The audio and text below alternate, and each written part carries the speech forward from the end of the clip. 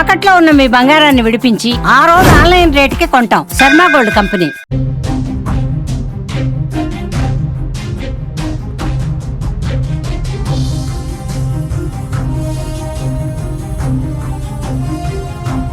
పహల్గామ్ లో ఉగ్రదాడి తర్వాత పాకిస్తాన్ తన గోతిని తానే తవ్వుకుంది.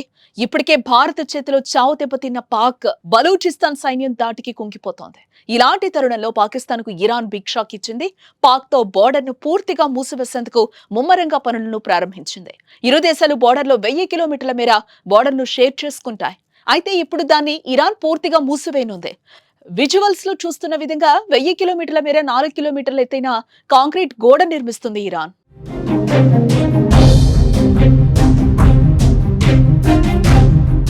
ఇరాన్ ఇలా ఎందుకు చేస్తోందంటే డ్రగ్స్, ఇంధన స్మగ్లింగ్ ను అరికట్టడానికి, క్రాస్ బోర్డర్ టెర్రరిజానికి చెక్ పెట్టడం కోసం ఇరాన్ ఈ నిర్ణయం తీసుకున్నట్లుగా తెలుస్తోంది.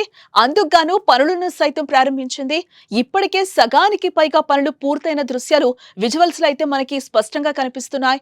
మరోపక్క ఇప్పటికే ఆఫ్ఘనిస్తాన్ బోర్డర్ వెంటనే గోడ నిర్మాణం కూడా పూర్తయింది. ఇదిలా ఉంటే పాకిస్తాన్ ను పొరుగు దేశాలు నమ్మే పరిస్థితుల్లో లేవని చెప్పుకోవచ్చు. ఇటు మరోపక్క ప్రపంచ దేశాల ముందు పాక్ ముసలి కన్నీరు కారుస్తోంది. తాము టెర్రరిజాన్ని కంట్రోల్ చేయడానికి అన్ని చర్యలు తీసుకుంటున్నాం, తామే ఉగ్రవాదుల బాధితులమంటూ ఇంటర్నేషనల్ మీడియాలో ఎంతలా మాట్లాడుతున్నా దానికి సమీపంలో ఉన్న పొరుగు దేశాలు ఆ దేశాన్ని నమ్మడం లేదు కదా. పాక్ ను దగ్గరకు రానివ్వాలంటేనే భయపడిపోతున్నాయి.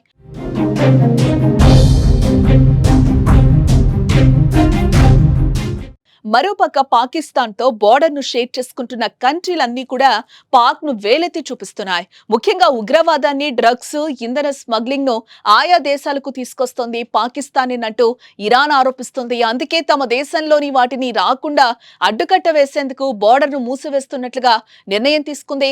ఇకపోతే ఇప్పటికే అంతర్గత సమస్యలతో సతమతమవుతున్న పాకిస్తాన్ కు ఇది గట్టి దెబ్బ అనే చెప్పాలి. నిన్నటికి మొన్న పాకిస్తాన్ లోని కొన్ని ప్రదేశాలను బలూచి ఆక్రమించింది.